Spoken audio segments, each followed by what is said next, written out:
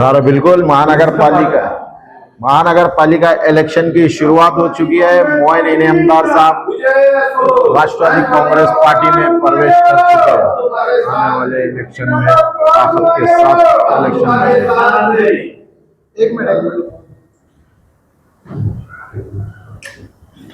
ले हाथ ले ऊपर ले। Yes yes yes yes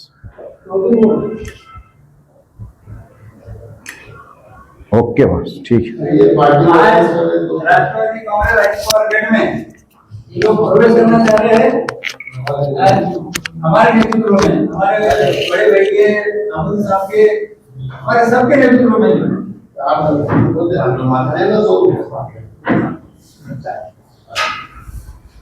yes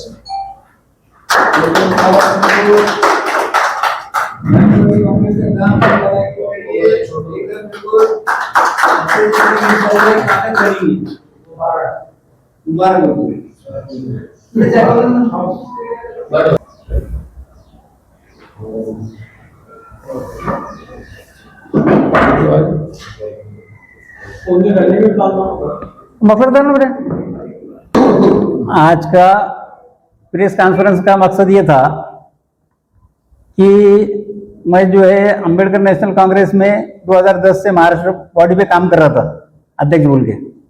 लेकिन हमारे बड़े भाई माजी नगर सेवक अजीज खान गनी खान साहब और अबू बकर हमूदी साहब, अलीम भाई साहब, हमारे अब्दुल अजीम नगर सेवक, मसूद भाई, ये पूरे नगर सेवकों की वजह से मैं कल राष्ट्रवादी कांग्रेस में प्रवेश किया।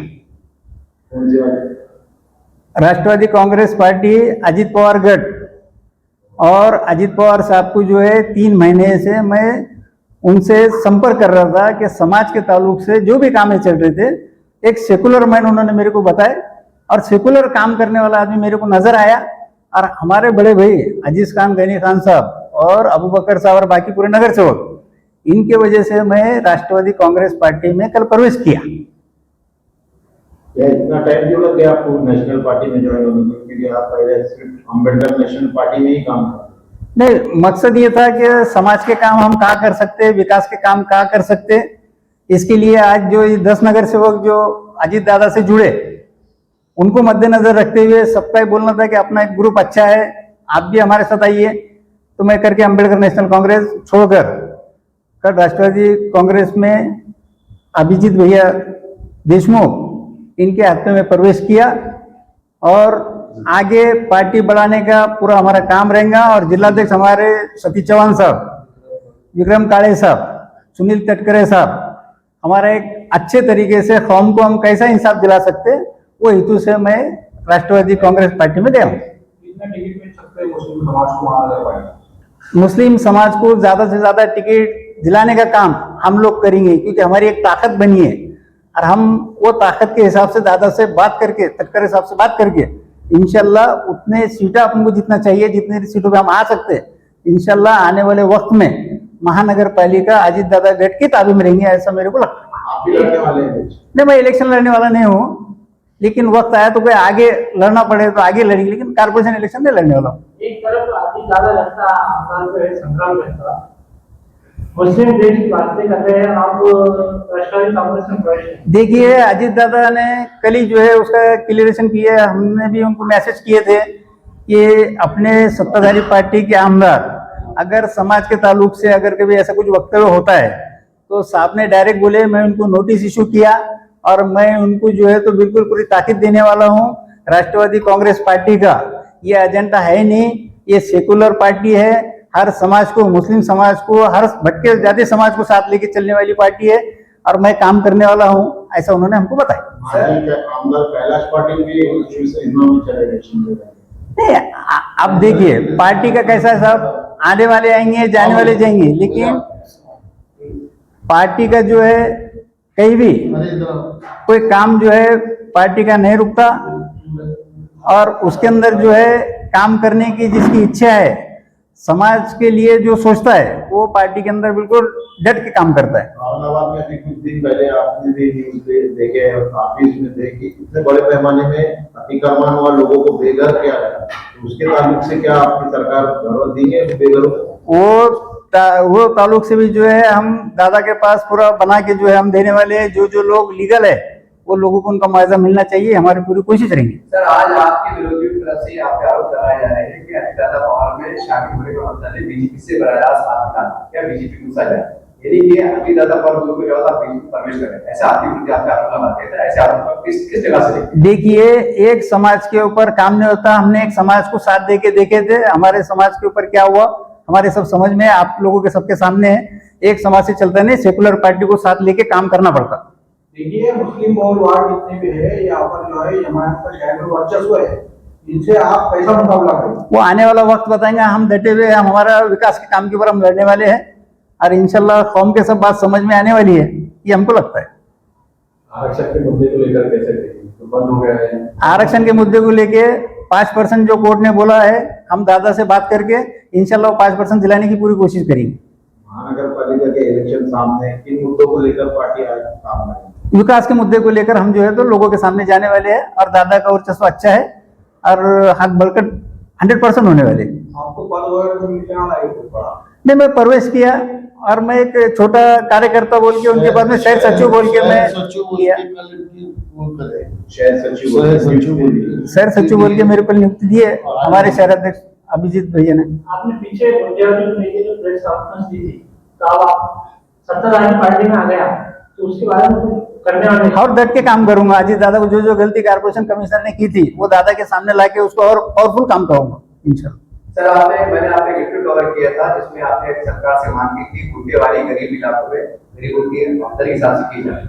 आप सरकार के साथ चले गए, वो आप सरकार के अंदर है, तो क्या वही मुतालबा गरीबों के लिए आप उठाइए आवाज? बिल्कुल, उसके अंदर जो है बेटर में चार्ज 100% माफ करने के लिए हम पूरी कोशिश करेंगे, जद्दोजहद करेंगे और लोगों के सामने उनके हित के मुद्दे लेके हम लड़ने वाले। अजीज रजा साहब क्या कहेंगे आप? आपके साथ पार्टी में ऐसे लोग जुड़ रहे हैं, कैसे देखते हैं इन मुद्दों को लेकर के आप भी महानगर पालिका इलेक्शन के सामने आए? जी, मैं विकास के मुद्दे को लेकर, पानी का मसला है शहर में। पानी का मसला जो भी है सब पूरा अभी जो हमारे इनामदार जो कल पार्टी ज्वाइन किए वो अकेले लड़ रहे थे। मैं बोला सबके संग आता हूँ। अजीत दादा पवार के सामने हमने ये सब पूरे सुनील तटकरे साहब के सामने, अपने सतीश भाऊ चौहान आमदार, विक्रम काड़े साहब के, अभिजीत देशमुख भैया के, पूरी पार्टी के सामने ये आपने जो अभी सवाल किए इनसे संग्राम जगताप जो बहुत कर रहे हैं, तो आपको मालूम कल के न्यूज के अंदर आपके चैनल के माध्यम से अजीत दादा कल उनको सुबह से शाम तक शोकास नोटिस देने की भी बात की और उनको ये कर आज उनको अगर हटा ले तो उनके आमदार पद बच जाएंगे। वो बीजेपी में जाने की कोशिश चली उनकी, उल्टे सीधे बयान देने के लिए, इसके लिए। अब यहाँ जो विकास के मुद्दे हैं अपने, वो पूरे विकास के हम फजल भैया हम सब पूरे पुराने जो 10 नगर सेवक थे वो पूरे के पूरे 10 के 10 हम अजीत दादा पवार गठ को प्रवेश किए और सत्ताधारी पार्टी है वो। और जो ये बीजेपी से उससे हमको कोई करते नहीं। अजीत दादा पवार जो है सेकुलर माइंड है, सभी समाज के लोग को लेके चलते हैं और उनके जो भी मसले मसाल हमारे जो कौम के बारे में हमारे बोला जा रहा है, जो भी इसके अंदर जो जातावाती कर रहे हैं, जो बुरे भले बाता बता के जो हमारे कौम को गुमराह कर रहे हैं, तो ये सब मुद्दे हमने अजीत दादा पवार के सामने रखे हैं और इंशाल्लाह हम जो भी मसले मसाल रुके हुए, जैसा अभी अतिक्रमण जो मनमानी कर रहा था कमिश्नर, बोले अजीत दादा पवार ने उसको बुला के कान पूछे, जबरदस्ती किसी के घर गिराव मत, ये नहीं। अब ये जो बीच में ऐसे मसले आ गए थे कि जो मनमाने अपना काम कर रहा था, किसकी सुन रहा नहीं था, और जो अतिक्रमण में वो भी तोड़ रहे, जो अतिक्रमण में नहीं थे वो भी तोड़ रहे थे, तो वो हमने ब्रेक लगाने को लगाया। जब से वो हुआ फिर हमारे पार्टी का विनोद को जो धरने पे बिठा दिए थे हमने सबने कमिश्नर के बंगले के सामने, तो उसको समझ में आया कि भाई मेरे घर के ऊपर धरने को बैठे तो मेरे को आने जाने को अड़चन होगी, तो वैसे लोगों के घर तोड़ रहा था तो उसके समझ में आया। तो जब से ब्रेक लगा हुआ है, जो सबको एतमाद में लेकर कर रहा काम, मैं तो पहले मनमानी कर रहा था, कोई बोलने वाला नहीं था। अजीत दादा पवार की पार्टी हम तब 10 नगर सेवकों ने प्रवेश करे मुस्लिम ने, तो सभी समाज फिर जुड़ने को लगा और मुस्लिम समाज बढ़ गए। जो मसले मसाइल जो भी दादा के सामने रख रहे, दादा बरोबर उनको काट दूंगा। बीच में नारायण राणे का छोकरा पक पक कर रहा था, तो उसको काट दो, जब से वो भी और सुमैया भोंगे भोंगे कर रहा था, दादा ने बोले तू तेरा ही भोंगा बंद कर दूंगा, तो जब से उसका भी है। तो अपने को उनमें जाके उनसे हाथ मिला के अपने मुद्दे, अपनी पार्टी के जो भी अपने मुस्लिम मसाइल के, अपने वार्ड के विकास के, पानी के, इसके जो भी मसले है अपने, तो वो उनके सामने रखेंगे। रूलिंग पार्टी है दादा, काम करते दादा, इसीलिए सब समाज, अपना मुस्लिम समाज उनके साथ जा रहा है। बीजेपी का मसला एक सब है कि चुनाव के मैदान की तैयारी लगे हुए हैं। आप इस लोकल से आपके पास इमाम में बढ़ रहे हैं पिछली बार, तो कितनी चुनौती मानते हैं, कैसा समीकरण रहेगा आपकी बात? नहीं, कोई करने नहीं जा रही। जो उनका भरम था वो भरम खत्म हो गया। और दूसरी बात, जो उन्होंने कुछ किए ही नहीं ना काम, उनको जो कौम ने एक मत से चुन के दी थी, तो उनके कोई नगर सेवकों ने काम करे ना, किसी ने काम करा, सिवाय जिसके घरा गिरा उसके घरा गिरा, सिवाय कुछ काम नहीं करे वो। अब उनके जो तुम आप लोग खुद देख रहे हैं कि उनके कौन से ऐसे नगर सेवक ने ठोस काम किया। मैं जिस इलाके से आता बोले आप, वो मेरे टाइम में मौलाना आजाद रिसोर्स सेंटर बनाया था, लड़के लाके वहां मजनूल टेकड़ी पे ख्वाजा गरीब नवाज बनाया था, हॉस्पिटल वहां पे 20 बेड का अपना महानगर पालिका स्कूल बनाए थे, पानी की टाकियां, स्ट्रीट लाइट, ये ड्रेनेज लाइन, पानी की लाइन जो भी थी, टोटल नया वार्ड अटैच हुआ था उसको अपना, वो पूरा काम बन गया। उसके बाद से हिमायन के इतने नगर सेवक आए, किसी ने कुछ भी नहीं करा, सिर्फ वो रोड के अपना निधि ला रहे, कॉन्ट्रेक्टर भी वही, नगर सेवक भी वही, चल सब आधे तेरे आधे मेरे, पैसा था। पूरे वार्ड के लोग को मान, विकास का कोई पता नहीं हुआ। पूरे हमारे साथी फजल भैया है, अली मलिक है, अबू बकर है, अजीम है, ये सब जितने भी लोग हैं सबको है। अब एमएम के लोग खुद राष्ट्रवादी में जुड़े हैं। कोई नाम बता सकते हैं आप? अभी मौका नहीं है, सामने आ जाएंगे सब। मतलब एमआईएम के जो पुराने नगर सेवक सब आपको हम 8 से 4 दिन के अंदर ही यहीं पे प्रेस लेके आपके सामने कौन नारे बता देंगे, बड़ी बता सकती हूँ इंशाल्लाह। बोलिए। आज प्रेस कॉन्फ्रेंस का मकसद ये था कि हमारे शहर की मारूफ हसीयत जो बहुत एक्टिव है, मुतहरिक शख्सियत मोइनी इनामदार साहब ने राष्ट्रवादी कांग्रेस में शमूलियत इख्तियार की। कल अभिजीत भैया देशमुख जो राष्ट्रवादी कांग्रेस पार्टी के शहर अध्यक्ष है, उनके अध्यक्षता में मोइन भाई ने राष्ट्रवादी कांग्रेस पार्टी अजीत दादा पवार ने प्रवेश लिया। ये हमारे लिए सबके लिए बहुत बड़ी खुशी की बात है। और हमारा ग्रुप जो पूरा एक्टिव ग्रुप है, जिसमें हमारे अजीज भाई है, हमारे अमूदी भाई है, अजीम भाई है, और दूसरे लोग जो है जो बाकी नगर सेवक रहे, फजल भाई है, माफी चाहता फजल भाई है, इन तमाम लोग जो शहर में एक जमाने से विकास का काम कर रहे हैं, इन सबका एक बहुत अच्छा ग्रुप तैयार हुआ है। और आने वाले दिनों में अभी महानगर पालिका के भी इलेक्शन है, उसमें हम जनता के लिए जो है अच्छे से अच्छा जो काम हो सकता है, जो महानगर पालिका का है, पानी का, ड्रेनेज का, स्ट्रीट लाइट का, जैसा घुंटेवारी पे ऑलरेडी हमारे मोइन भाई काम कर रहे हैं, उसमें और ज्यादा ट्रांसपेरेंसी और लोगों के लिए जो सुविधा हो सकती है उसके लिए हम काम करेंगे। क्योंकि देखिए, अजीत दादा पवार वो एक ऐसा वाहिद शख्स है, ऐसे लीडर है जो 24 घंटे में से 18 घंटे लोगों के लिए समर्पित है।